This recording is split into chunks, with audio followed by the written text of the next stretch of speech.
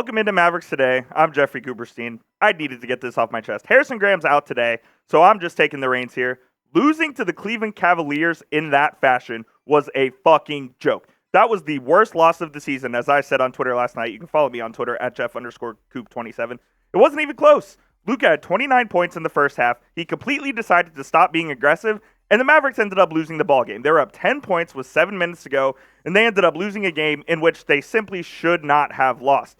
The Cleveland Cavaliers just decided they were going to double team Luka, and every single time Luka decided to pass out to his teammates, and then his teammates, they couldn't make a shot to save their lives. So it was an absolute joke. I just wanted to get that off my chest. Let's run through the stats here for you as well. Luka, 29 points in the first half, and he was absolutely amazing. They literally could not stop him whatsoever.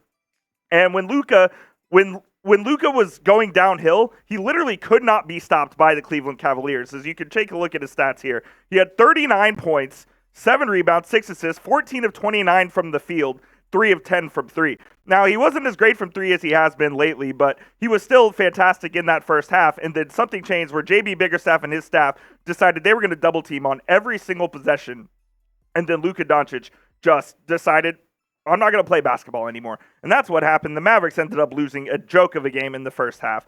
This one really pissed me off because they really needed this one, especially because they have the Minnesota Timberwolves coming up tonight, and we'll talk about that here in a second. The Timberwolves are a good team, and they put Luka on the injury report. He was questionable to return. He was questionable to play in last night's game, and now he's not playing tonight against the Minnesota Timberwolves. So they really needed to win that ball game, and when they didn't win that ball game, they put this game in jeopardy. And now the Mavs are in danger of a losing streak. They're about to go on the road for 3, Minnesota. Then they're at Golden State, and then they're at Utah on New Year's Day. It was just a really bad loss. Luka was obviously still great, but that didn't help.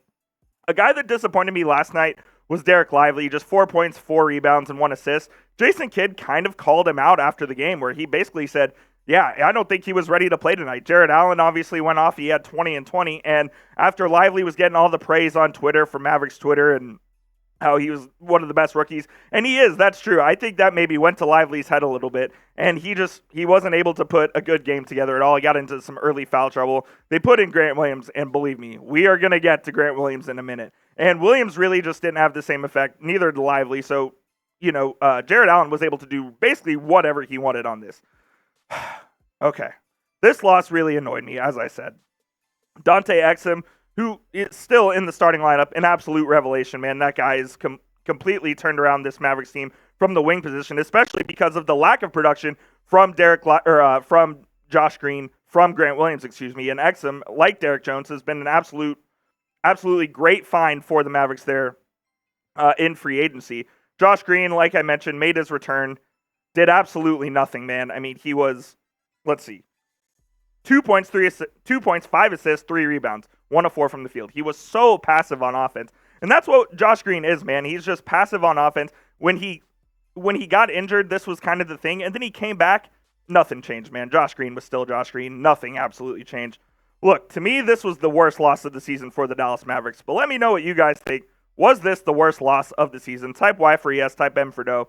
Let me know in the comments. This is going to be the pinned comment on today's show. So when the YouTube ad break comes, please let me know if this was the worst loss of the season or not.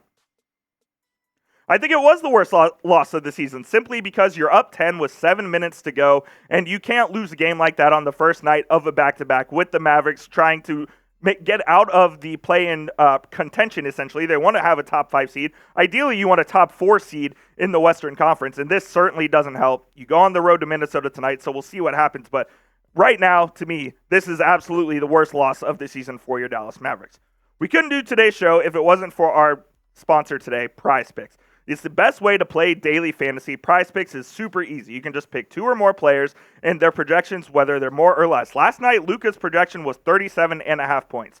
Go to prizepicks.com/CLNS and use code CLNS for a first deposit match up to $100. Get started with Prize Picks today. They won't let you down. We love Prize Picks here. Everyone at Chat Sports is using Prize Picks, so get hooked up with Prize Picks today. Like I said, chatsports.com/CLNS and use promo code CLNS today. Grant Williams. My man, this is after your team blew a 10-point lead with 7 minutes to go in the fourth quarter on your watch.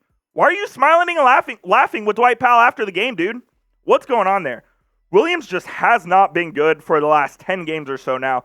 He's very hesitant on offense. He can't shoot the three-pointer right now. Now, I will say this. I think Jason Kidd is doing him a bit of a disservice because he's playing the 5 at the moment, small ball 5. Grant Williams is not a small ball 5.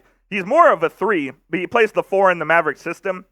But, man, he's in a bad way right now, and this is just a bad look in my opinion. I don't like when guys are happy after the loss, where on the contrary, Luka was absolutely peeved after this loss with the Mavericks. He was like ripping his jersey apart, and you could see him screaming.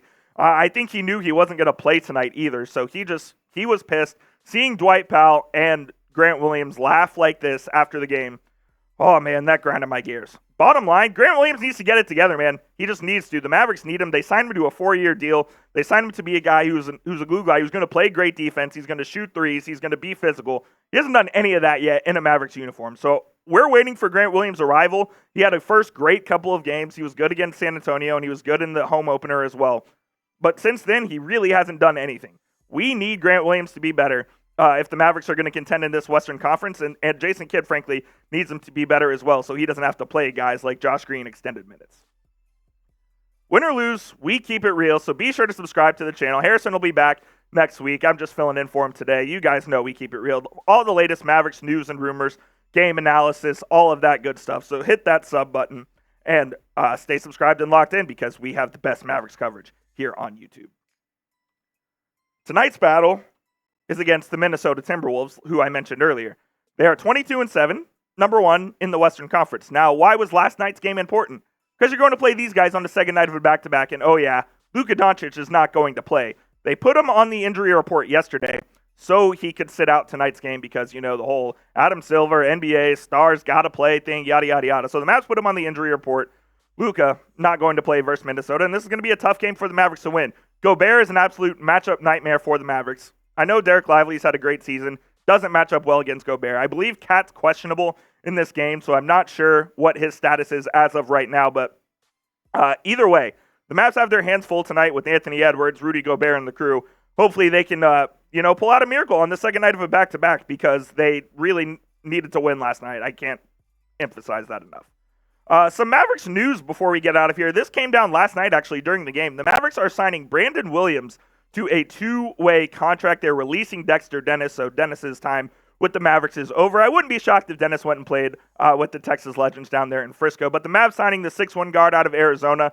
By all accounts, he was the best player at the G League Showcase, which happened over the weekend. The G League Showcase is where all 30 NBA GMs get together, and they have a G League tournament, basically, and Brandon Williams was the best player at that tournament. He was currently with the Magic's G League affiliate, but now he is a member of the Dallas Mavericks. So welcome Brandon Williams to the Mavericks. I was kind of surprised when I saw this because I figured the Mavericks would try to sign a big. They do have Greg Brown on a 2-way as well. So now you're 3 2-way guys. Brandon Williams, AJ Lawson, Greg Brown III. And we'll see if Williams gets any action with the Mavericks. I would tend to doubt it, honestly.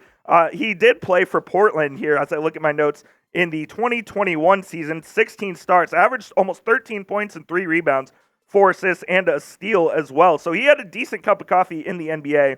This is his 3rd season playing in the G League. Last year, he averaged 19.8 points, 4 rebounds, 5.9 assists, 1.2 steals, shot 46% from the field and 36 from 3 in 27 games. So he's a promising guy, not going to crack the rotation for the Mavs. Doesn't particularly move the needle, but I guess they thought he was a better player than Dexter Dennis after what they saw at the G League Showcase. So just wanted to update you guys on what's going on. That's your latest Mavs news. All right, we're going to get out of here. Thank you guys for sticking with me today. Harrison will be back next week. This has been Mavericks Today. I'm Jeffrey Kuberstein. Stay subscribed to the channel. We'll see you guys soon with another video.